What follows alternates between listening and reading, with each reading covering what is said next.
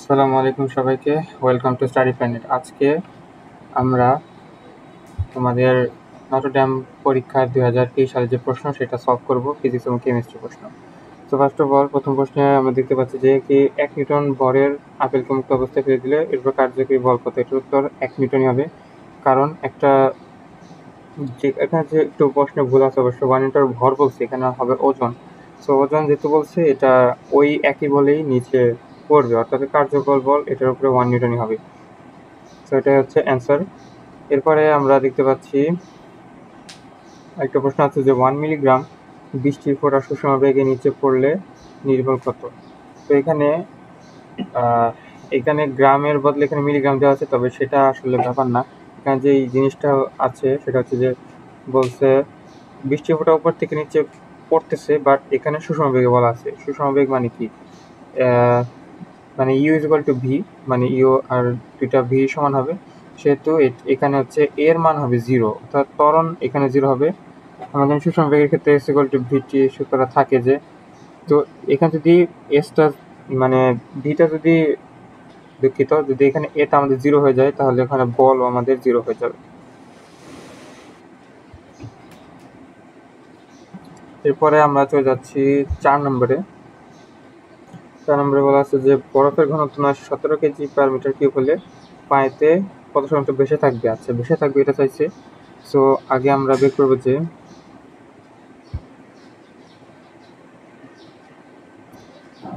আচ্ছা, এখানে 3 নাম্বারটা বাদ করছে। 3 নাম্বারে আমরা দেখতে পাচ্ছি if an object is drop from an elevator going upward what is it's acceleration.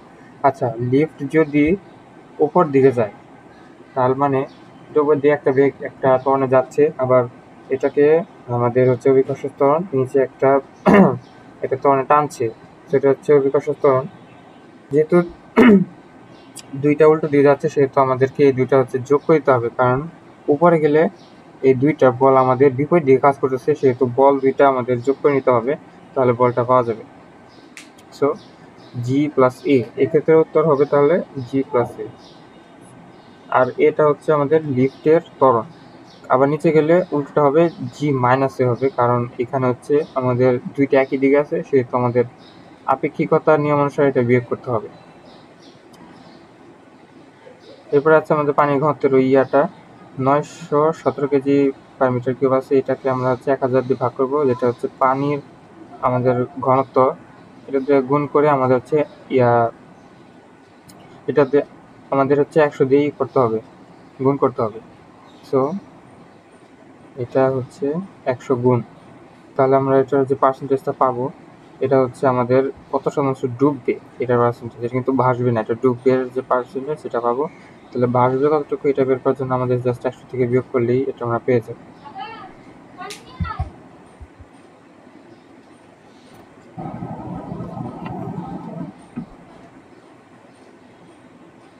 তাহলে এটা আমাদের 100 থেকে মাইনাস করলে এটা উত্তর আসবে হচ্ছে 8.3%।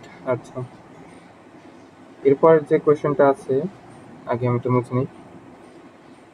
এরপর আছে হচ্ছে একটি ঘনকাকার বস্তুর এক ভরযোগ হচ্ছে 2 সেন্টিমিটার, ঘনত্ব দেওয়া আছে, বস্তুটি পানিতে সম্পূর্ণ নিমজ্জিত করলে এর আপত ভর কত? আচ্ছা, সো আমাদের যেহেতু ঘনবস্তুর এক ভরযোগ আছে, আমরা এখান থেকে হচ্ছে আয়তনটা বের করতে পারি। প্রথমে মিটারে বের করে নিতে হবে, কারণ ঘনত্বটা কেজি পার মিটার কিউবে দেওয়া আছে। তো এখান থেকে হবে 0.02 হোল কিউব। সো অ্যান্সার আসবে হচ্ছে 8 ইন্টু 10⁻⁶ মিটার কিউব। সো এটা আমরা হচ্ছে আয়তন পেলাম। এখন আমাদের কাছে যে এসেছে আপাত ভর, অর্থাৎ পানিতে নিমজ্জিত করলে পানিতে যেই আমাদের ওজনটা হবে সেখান থেকে আমাদের ভরটা আর কি বের করা লাগবে। সো এখান থেকে আমরা সূত্র অনুসারে এমটা বের করবো। সো ফার্স্টে আমরা এখান থেকে আমাদের বাতাসের যে বস্তুটার ওজন আছে এটা বের করে নেবো, তাহলে আমাদের পানিতে হারানো ওজনটা আমরা বের করতে পারবো। হারানো ওজন বের করলে কি লাভ? হারানো ওজন থেকে বের করলে আমাদের বাতাসের ওজনটা আমরা মাইনাস করবো। তো বেসিক্যালি এইটা করলে হচ্ছে আমরা পানিতে যে ওজনটা এটা আছে এটা আমরা পাবো, আর পানিতে যে ওজনটা পাই যদি পেয়ে যাই আমরা, তাহলে এখান থেকে আমরা হচ্ছে আমাদের পানিতে যে আপাতত ভরটা আছে আমাদের যে চাইছে সেটা আমরা পাবো। তো আমরা এখান থেকে এমটা বের করে নিলাম।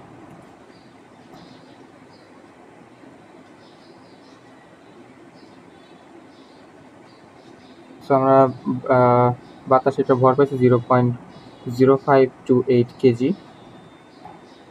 এরপর আমরা এখন বাতাসে ওজনটা বের করব। আচ্ছা, তো বাতাসে ওজন এটা হবে হচ্ছে mg। সো আমাদের এখানে যে ইয়াটা আছে, আমরা ভরটা বের করছি, সেটাকে আমরা জাস্ট 9.8 দিয়ে আমাদের অভিকর্ষ ত্বরণ দিয়ে গুণ দিলেই হবে। আমি একটু এটা মুছে নিচ্ছি কারণ আমার জায়গা কম আছে।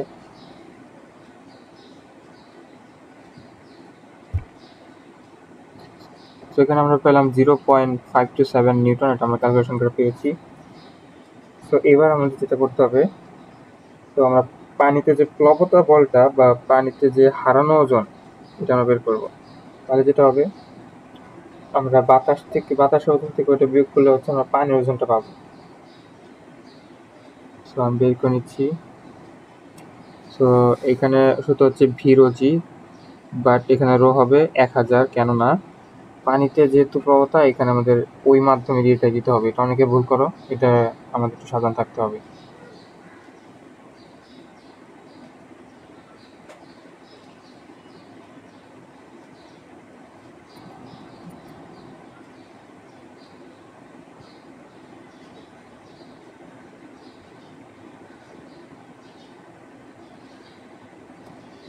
তো এবারে আমরা এটার উত্তরটা ক্যালকুলেশন করে বের করে নিচ্ছি।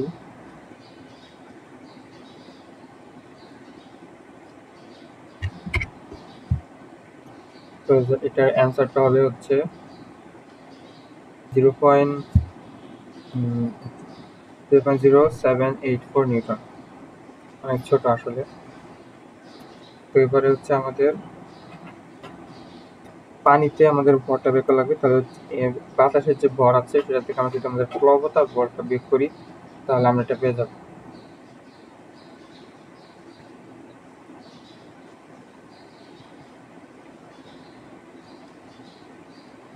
সো এখান থেকে আমরা এটা বলেছিলাম, এটা ওজন হবে।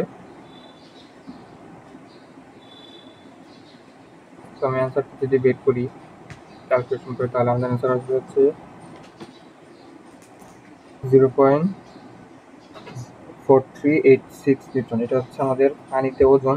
এবার ফাইনালি আমরা পানিতে যে আপাত ভর বা পানিতে ওইটার ভর কতটুকু অনুভূত হবে সেটা যদি আমরা বের করতে চাই, তাহলে আমরা জাস্ট 9.8 দিয়ে ভাগ করে দিব।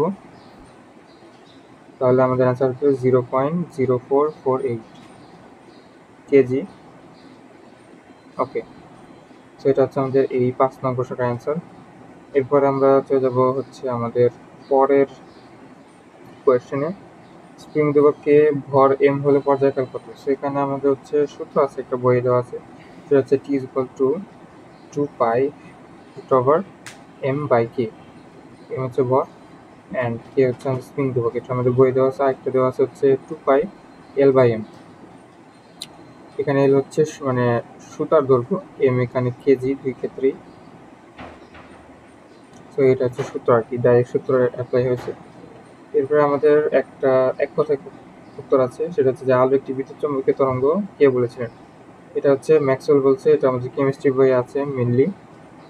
আর না, হ্যাঁ কেমিস্ট্রি বইয়ে আছে, ফিজিক্স বইয়েও আছে আর কি। ওকে, প্রথম সূর্যকেন্দ্রিক সৌরজগতের ব্যাখ্যা দেন কি? এটা হচ্ছে কোপারনিকাস। এরপর কয়েকটা আমাদের 9 নম্বরেও আমাদের জ্ঞানমূলক আছে। এবার 10 নম্বর চলে যাই। বলছে সমতল দর্পণে বস্তুর সমতল d দূরত্বে সরানো হলে প্রতিবিম্ব কত দূরত্বে সরে যাবে? সমতল দর্পণ যেটা হয়, আমরা যতদূর দাঁড়াই একটা সমতল দর্পণ থেকে, ঠিক ততটুকু দূরে অবাস্তব একটা প্রতিবিম্ব গঠিত হয়। সো যদি আমরা 2D সরাই, যদি d সরাই, তাহলে হচ্ছে আমাদের 2D সরে যাবে, কারণ আগে থেকে আমাদের d দূরত্বে প্রতিবিম্বটা গঠিত হতো, আর উপরে আরো d দূরত্ব সরানোর কারণে এটা দ্বিগুণ হয়ে গেছে।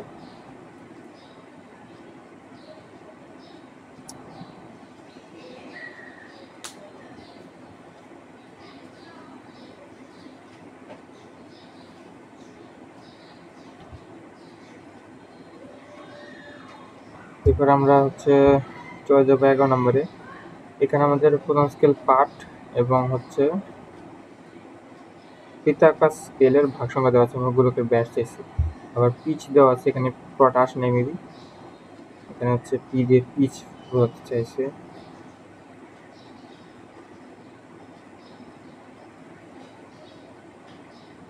সো এটা হচ্ছে আমাদের, আমরা নুনাঙ্ক ফার্স্টে বের করবো। নুনাঙ্কের সূত্র হচ্ছে আমাদের পিচ ডিভাইডেড বাই হচ্ছে বিটা স্কেল ভাগ সংখ্যা।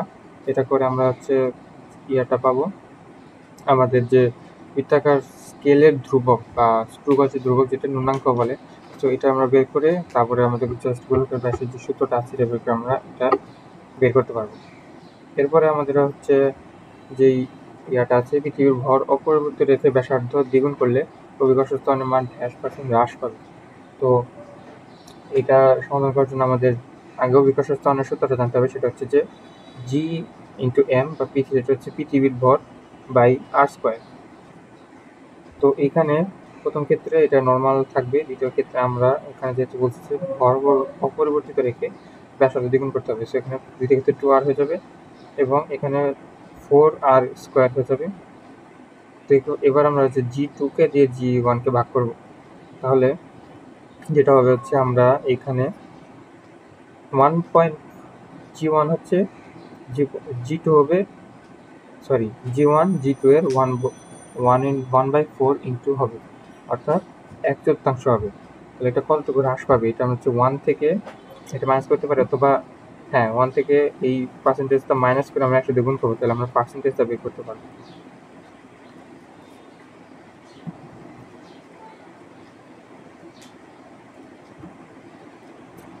So G is equal to 4/3 হবে, সরি, সো এখানে 3/4 হবে, এটাকে আমরা সাথে গুণ দিলে 75% পাবো, অর্থাৎ 75% হ্রাস পাবে। এরপর আমাদের যে 13 নম্বর কোয়েশ্চেনটা আছে, এখানে আমাদের বলা হয়েছে যে ভূপৃষ্ঠে অনুভূত অভিকর্ষ স্তন পৃথিবীর গড় ঘনত্বের কি। সো এখানে একটা সূত্র আছে মেনলি, এটা আমাদের বয়স সাধারণত আই থিঙ্ক দেওয়া নেই। G is equal to 4/3 pi rho G into R. ঠিক আছে, এটা হচ্ছে আমাদের মেনলি গোলকের সূত্র থেকে আসছে, যেহেতু পৃথিবীটা কাইন্ড অফ গোলক। সেখানে আমাদের এই যে 4/3 পাই জি আর, এটা পুরোটাই আমাদের গুণ হবে, কেননা এখানে হচ্ছে ঘনত্বের কত গুণ বলছে, ঘনত্বে তাহলে এত গুণ হবে। পুরো জিনিসটা ঘনত্ব আমরা যদি ডিভাইড করি তাহলে আমাদের হচ্ছে 4/3 পাই জি আর গুণ হবে আর কি। সো এটাই হচ্ছে অ্যান্সার এখানে। ওকে, এরপরে আমরা 14 নম্বরে যাচ্ছি। এখানে তম সেকেন্ডের একটা বিষয় আছে, যে পঞ্চম সেকেন্ডে বা 5তম সেকেন্ডে আমাদের 0.704 মিটার হচ্ছে দূরত্ব অতিক্রম করে। সো তম সেকেন্ডের সূত্র হচ্ছে u plus half a into 2t minus 1, এটা হচ্ছে আমাদের সূত্র। সো আমরা প্রথম ক্ষেত্রে এস মানে পঞ্চম সেকেন্ডের যেই সমীকরণটা আমাদের হয় সেটা লিখে নেব, এস ইকুয়াল টু এস 5 আমরা লিখলাম বোঝার সুবিধার্থে।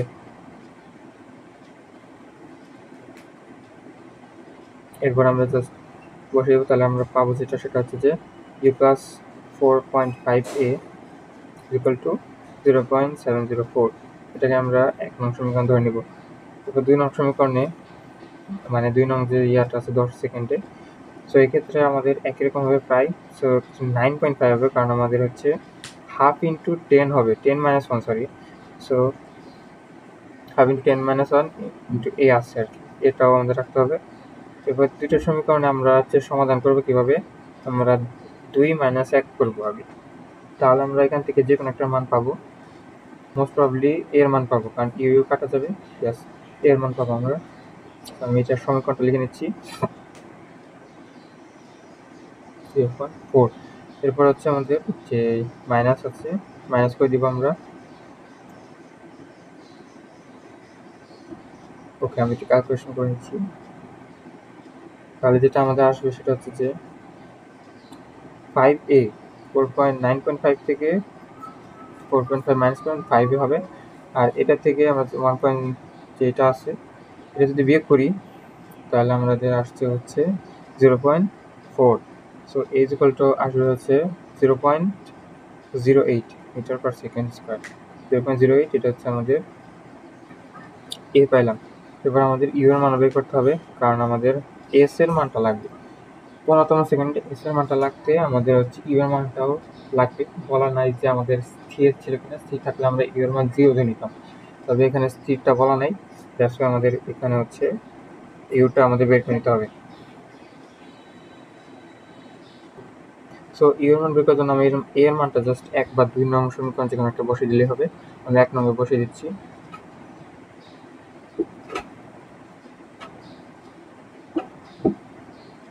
এরপর হচ্ছে আমরা ই এর মানটা নিতে যাবো। সরি, আমি এখানে জায়গা করে দেখে দিচ্ছি।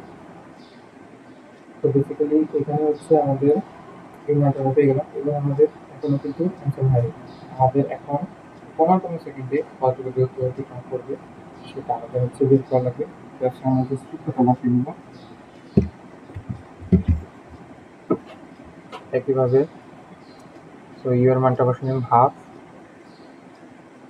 ইন্টু 0.08, কারণ এর মানটা আমরা জানি, অ্যান্ড 15 - 1 তার মানে 14 হবে ইন্টু। সো আমরা অ্যান্সারটা এবার ক্যালকুলেট করে নিব। এটার অ্যান্সার আসবে হচ্ছে 1.504 মিটার। ওকে, সো এটাই ছিল এই প্রশ্নটার অ্যান্সার। এরপরে আমাদের আরেকটা প্রশ্ন আছে যে 160 ওহম বিশিষ্ট একটি কতটি রোধ সমান্তরালে শ্রেণীতে বা সমান্তরালে যোগ করলে এটি 100 ভোল্টের বর্তনী থেকে 5 অ্যাম্পিয়ার তড়িৎ প্রবাহ পাবে। সো ফার্স্ট অফ অল আমাদের এখানে ভোল্ট দেওয়া আছে এবং তড়িৎ প্রবাহ দেওয়া আছে। আমরা এখান থেকে রোধটা বের করে নিব। সো আমরা জানি রোধের ইয়াটা হচ্ছে R equal to V by I. So 160 divided by 5, sorry এখানে 100 ভোল্ট দেওয়া আছে, সরি 100 ভোল্ট। সো আমরা 20 ওহম পাবো। সো এখানে এই সূত্র যদি আমরা দিই, আর বি হচ্ছে আর বাই এন, এখানে এই আরটা হচ্ছে আমাদের রোধের মান এবং এন হচ্ছে আমাদের সংখ্যা। তো 160 ডিভাইডেড বাই 20 করলে আমরা পাবো 8, অর্থাৎ 8টা যদি আমরা সমান্তরালে বসাই তাহলে হচ্ছে আমাদের এই ইয়াটা পাবে আর কি, 160 ওহম বিশিষ্ট একটি রোধের ক্ষেত্রে।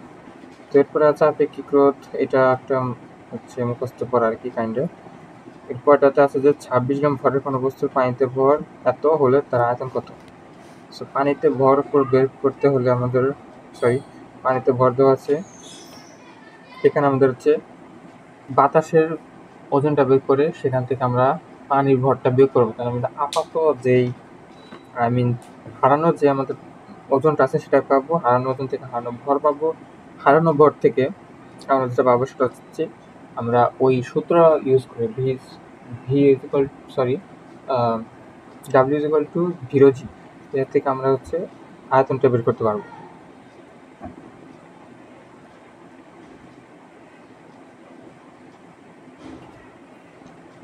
ওকে, সো এখানে 0g ইকুয়াল টু আমরা লিখে নিলাম, এই ইয়াটা আমরা বের করেছি।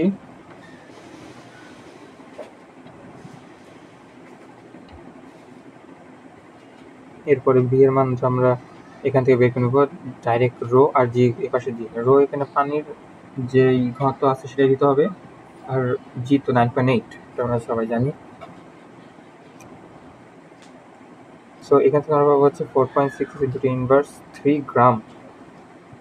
আর এটাকে যদি আমরা কেজিতে কনভার্ট করি, সো 10⁻6 আসবে বেসিক্যালি, এটাই হচ্ছে পার্থক্য। সো এটা হচ্ছে আমাদের আয়তন। এরপরে আমরা পরের প্রশ্নতে যাচ্ছি। এখানে বলছে যে কোনো 2 কেজির গতিশীল বস্তু স্থির একটি বস্তুকে, অর্থাৎ প্রথম বস্তুটা গতিশীল, দ্বিতীয় বস্তু স্থির, আঘাত করলে বস্তুটা একই দিকে চলতে থাকে। মৃত অবস্থার বেগ আদি বেগের 1/4 হয়, তার মানে u1 আমরা জানি না, তাহলে এটা u1 ধরে নেব। তাহলে ভি কি হবে, ভি হবে হচ্ছে u1 ইন্টু 1/4, তার মানে u2 তো 0 হবে, কারণ আমাদের হচ্ছে এখানে যে দ্বিতীয় বস্তুটা আছে এটার হচ্ছে স্থির বলা আছে, সেজন্য আমাদের যে ভি আছে সেটা হচ্ছে U1/4 হবে বেসিক্যালি।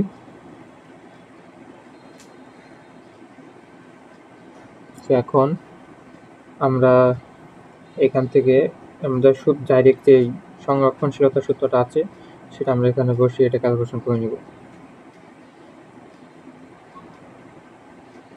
তো এখান থেকে আমরা ক্যালকুলেশন করে দেখতে পাচ্ছি যে এখানে m = আমরা 6 কেজি পেয়ে গেছি। তো এটাই ছিল এই কোয়েশ্চেনটার আনসার। এরপর হচ্ছে আমাদের কয়েকটা হচ্ছে মুখস্থ আর কি পড়া আছে, প্রশ্ন আছে। নিউক্লিয়াসের ভিতরকার প্রোটন নিউট্রনের মধ্যকার কার্যকর বল হচ্ছে সবল নিউক্লিয় বল। এটা আমাদের বইয়ের লাইন। সরল ছন্দিত স্পন্দন গতির পথ কেমন? এটা হচ্ছে সরলরৈখিক হবে। তো আমাদের এরপরে আছে যে ইয়ং গুণাঙ্কের মাত্রা কত? ইয়ং গুণাঙ্কে আমরা জানি যে FL/L × T। সো এল কাটা যাবে, এটা দুইটার এককগুলো কাটা যাবে। So F = mLT−1। তো আবার T এখানে -1 আছে কারণ নিচে ভাগ আছে, তাহলে আমাদের এখানে মাত্রাটা হবে mL−1 আর T−2 আর কি। এটা হচ্ছে আমার মাথা ছিল। তো আমাদের এখানে ফিজিক্স কোয়েশ্চেনটা শেষ হচ্ছে। এরপর হচ্ছে আমরা কেমিস্ট্রি কোয়েশ্চেন চলে যাচ্ছি। কেমিস্ট্রি ফার্স্ট আছে অ্যাডিপিক অ্যাসিডের সঙ্গে কি। সো অ্যাডিপিক অ্যাসিড মনে রাখার জন্য এটা হচ্ছে আমাদের নাইলন ওই 6:6 এর ওইখান থেকে আসছে। সেখানে আমাদের মনে রাখতে হবে যে টেট্রামিথিলিন ডাইঅয়িক অ্যাসিড। এইভাবে যদি মনে রাখা যায়, আমি লিখছি টেট্রামিথিলিন ডাইঅয়িক অ্যাসিড, ডাইঅয়িক অ্যাসিড। সো এখানে কি অয়িক অ্যাসিড তো COOH আর মিথিলিন হচ্ছে CH2, এটা হচ্ছে টেট্রা, তার মানে 4টা হবে। আমি লিখে দিলাম টেট্রামিথিলিন। সো এই CH2 হচ্ছে মিথিলিন যৌগ মেন, আর COOH এটা হচ্ছে আমাদের যে কোনো অয়িক অ্যাসিড বা ফ্যাটি অ্যাসিড যেটাকে বলে এটার সংকেত। সো টেট্রামিথিলিন ডাইঅয়িক অ্যাসিড মানে দুইটা অয়িক অ্যাসিড আর একটা 4টা মিথিলিন, এটাই আর কি। এবার তাহলে মনে রাখা যায়। দ্বিতীয়তে প্রশ্ন আছে যে অ্যালডিহাইড মূলক কি, এটা আমরা জানি। নাইলন 6:6 এর বিক্রিয়াটা আছে, এটাও আমরা পারবো আই গেস। এরপর আমরা 6 নম্বরে চলে যাচ্ছি, কারণ এগুলো সবই আর কি মুখস্থ কাইন্ড, এখানে বোঝানোর কিছু নেই। 6 নম্বরে আমাদের আছে হচ্ছে একটা তাপোৎপাদী বিক্রিয়া, দেখতে পাচ্ছি। তো তাপোৎপাদী বিক্রিয়ায় মেনলি এখানে হচ্ছে বিক্রিয়কে আমাদের 3 মোল আছে, 3 মোল। সো এখানে 3 মোল, আর আমরা যদি বিক্রিয়কে দেখি তাহলে এখানে আছে 2 মোল। তো আমার চাপের প্রভাব অবশ্যই থাকবে, এবং চাপ বাড়ালে এটা হচ্ছে সম্মুখমুখী হবে, অর্থাৎ উৎপাদের সংখ্যা বাড়াবে। তো আমাদের প্রথম যেই কালীঘরটা আছে সেখানে হবে হচ্ছে বাড়াবে। এবার আরেকটা আছে হচ্ছে তাপমাত্রা উৎপাদ বাড়বে। তো তাপমাত্রার ক্ষেত্রে আর কি উল্টাটা হবে, তাপোৎপাদ বিক্রিয়ার ক্ষেত্রে তাপমাত্রা কমালে হচ্ছে আমাদের উৎপাদ বাড়বে, এটাই হচ্ছে আর কি বিষয়।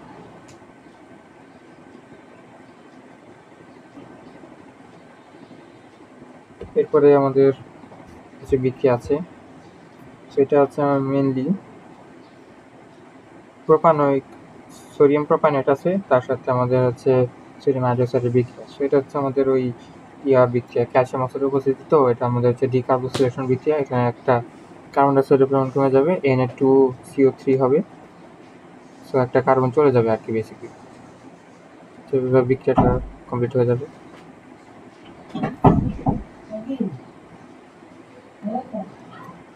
সো এরপর একটা বিক্রিয়া আছে আমাদের, সেটা হচ্ছে যে CH3CH2Cl।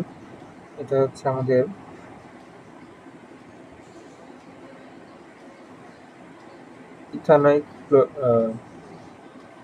ইথানয়িক ক্লোরাইড, এটার সাথে আমরা সোডিয়াম হাইড্রোক্সাইড বিক্রিয়া করতে হবে, কিন্তু প্রভাব হচ্ছে আমাদের এখানে আমাদের সোডিয়াম হাইড্রোক্সাইড দেওয়া হচ্ছে অ্যালকোহলিক। তো অ্যালকোহলিক থাকলে আমাদের এখানে হচ্ছে আমাদের একটা বিশেষ বিক্রিয়া হবে। এখানে আমাদের এই অ্যালকোহলিক থাকলে সাধারণত বিক্রিয়া হচ্ছে আমাদের উৎপাদটা অসম্পৃক্ত হয়ে যায়। তার মানে আমাদের হাইড্রোজেন অপসারিত হবে এবং একটা বন্ধন আমাদের যুক্ত হয়ে এখানে হচ্ছে ডাবল বন্ড তৈরি করবে। তো এখানে উৎপাদ হিসেবে হচ্ছে আমাদের অসম্পৃক্ত হবে যে ইথিন তৈরি হবে, প্লাস হচ্ছে আমাদের সোডিয়াম ক্লোরাইড এবং H2O তৈরি হবে। তো এরপরের বিক্রিয়াটা আমরা দেখি। 15 মোল কার্বনের সাথে কত মোল O2 বিক্রিয়া করলে 15 মোল কার্বন ডাইঅক্সাইড উৎপন্ন হবে। সো সিম্পল বিক্রিয়া, 2টা কার্বন প্লাস 2টা অক্সিজেন 2CO উৎপন্ন হবে। 2 মোল কার্বনের সাথে বিক্রিয়া করা হচ্ছে 1 মোল O2, তাহলে 15 মোলের সাথে কত করবে? সো 15 মোল এর সাথে বিক্রিয়া করা হচ্ছে, তো 15 ইন্টু হাফ আর কি। সো এখানে হচ্ছে 7.5 মোল O2 হবে। এরপরে হচ্ছে আমাদের পটাশিয়াম ম্যাঙ্গানিজ, এর মধ্যে আমাদের ম্যাঙ্গানিজের জার্মান মানটা বের করা লাগবে।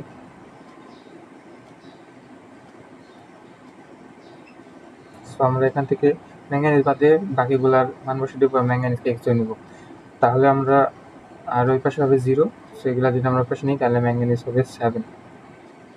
এই বিক্রিয়াটা আমরা অনেকে পারি। আর এরপর যে বিক্রিয়াটা আছে 12 নাম্বারটা, সেটা হচ্ছে যে আমাদের যে অ্যালকেনের যে ধর্ম পরীক্ষা মৃদু সূর্যালোকের উপস্থিতিতে, সেই বিক্রিয়াটা এখানে দেওয়া আছে। সো আমরা এটা স্কিপ করতেছি, 13 নামে চলে যাচ্ছি।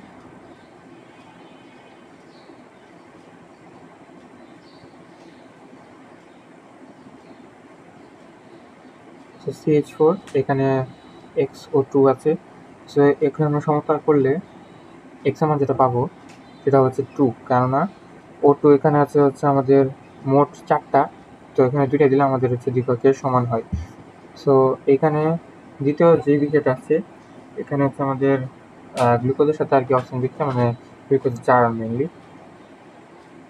তো এই বিক্রিয়ায় আমাদের A এবং B দুইটার মান দেওয়া আছে, মানে মান দেওয়া নাই, বেসিক্যালি হচ্ছে এখানে আমাদের ইয়া করে নিতে হবে। দেখো কার্বন এখানে 6টা হবে, এই পাশে আমরা শিওর, তার মানে A হবে 6।